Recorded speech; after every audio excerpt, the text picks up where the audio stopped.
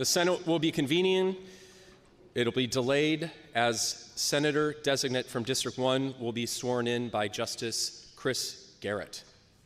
And you can ask people if they want to come. And if there is room at member desks, I would like to invite the folks who are in the side aisle to come and be on the floor. One thing in terms of Senate decorum is we keep the T open for members only, so that's the front and then this main aisle. But if you'd like, if members can put a hand up if you have an extra desk, if anybody would like to come and join, otherwise you're welcome to stay in the side aisle as well.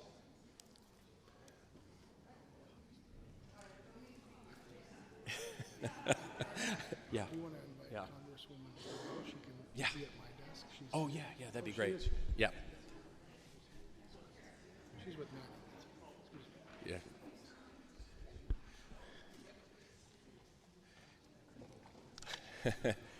I would also like this morning to recognize, in addition to many of our House colleagues who are here, to recognize the newest Congresswoman from the 4th Congressional District, Congresswoman Val Hoyle. Welcome.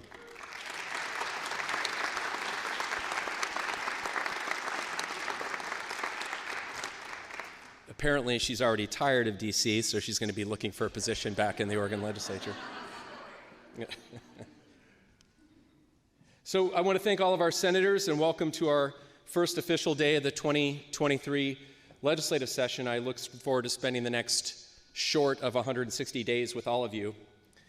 And before we get to our first floor convening of the session, we have a very important and special opportunity this morning to swear in our newest state senator. Senator David Brock Smith comes to us with a very impressive record of service to his community and to the state of Oregon. He grew up in Port Orford, which is in Curry County in Senate District 1, which he'll proudly tell you. He is an alumnus of Pacific High School, go Pirates. He's an alumnus of Southwestern Oregon Community College, go Lakers, and Southern Oregon University, go Raiders. And of course, I love Oregonians who attended community college.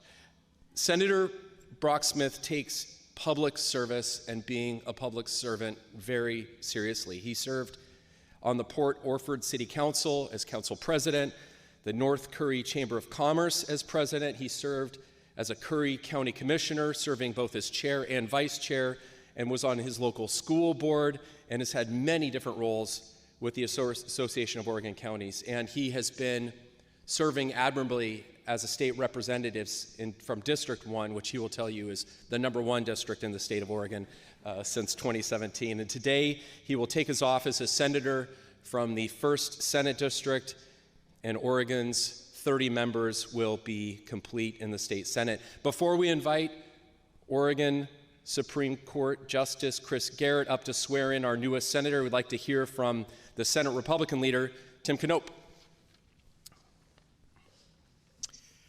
Thank you, President Wagner. Thank you for all of you, especially the House colleagues who have come to the swearing in for Senator David Brock Smith. Yes, please be seated. There's no reason to stand unless you want exercise. We are excited to have the new senator join us. He has a great expertise with his 3 terms in the House. We, in the Senate Republican caucus, have figured out that the vast majority of us came from the House. And so being House trained is something we say in the House Republican caucus. And it's a positive thing.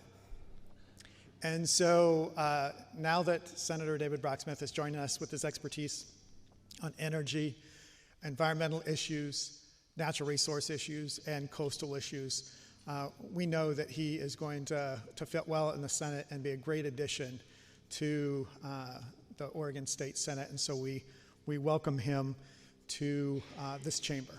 Thank you.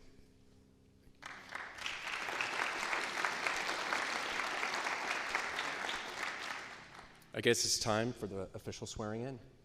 Justice Garrett. Stand over on that. Other side? I think you're fine if you just move down a little bit. Okay, let's go. Yep, perfect. Raise your right hand. Repeat after me. I, David Brock Smith, I, David Brock Smith, do solemnly swear do solemnly swear that I will support the Constitution of the United States that I will support the Constitution of the United States and the Constitution of the State of Oregon, and the Constitution of the State of Oregon, and that I will faithfully discharge and that I will faithfully discharge the duties of Oregon Senator the duties of Oregon Senator according to the best of my ability. according to the best of my ability, so help me God. Congratulations.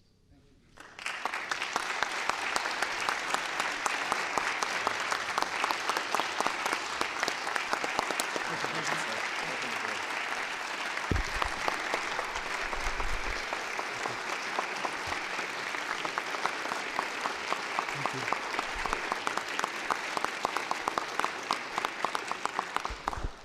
Thank you all so much. This is truly an honor to be here.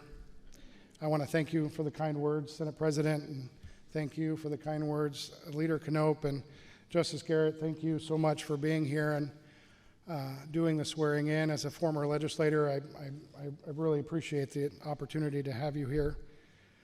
I want to thank all of my colleagues that are in this room. But first, I want to thank my family.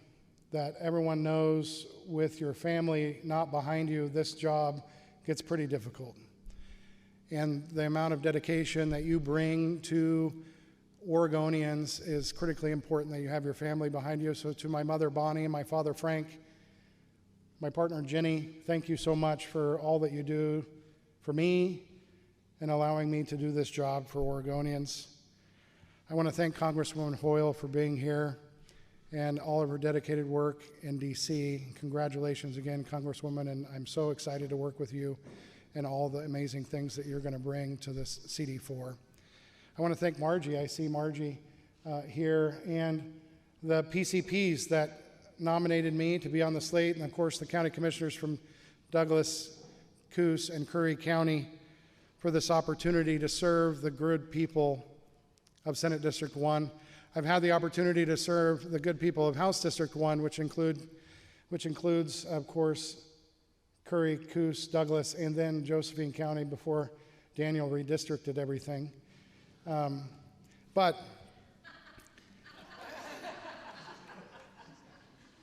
I am grateful for the opportunity to have this privilege and honor to work in the Senate. Again, 6 years in the House, we've been able to accomplish a lot together. And I mean that, together. We had the numbers crunched. And in the 6 years as a House representative, I am a prolific bill writer, and so 290 bills I've introduced. 118 out of committee, thanks to all of you. And 53 enacted into law, thanks to all of you. And Oregonians, thank you, because they were always good pieces of legislation, as we all know. And lastly, I want to thank my mentors that have brought me here. There's always colleagues that you have in your private and public life that have given you bits and pieces of information, that have assisted you in becoming who you are and the good work that you do. Two of those people that I go to with my time here in this building is my former leader, Mike McLean, who was an incredible mentor to me. He was excellent at what he did. And then secondly was my former leader, Christine Drazen, who was, well, you can clap for that.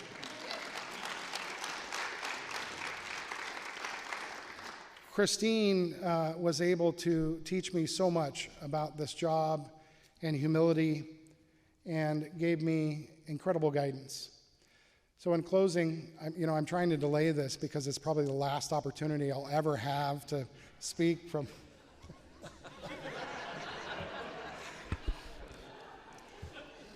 All in good fun. I'm incredibly honored and privileged to serve the good people of Senate District 1.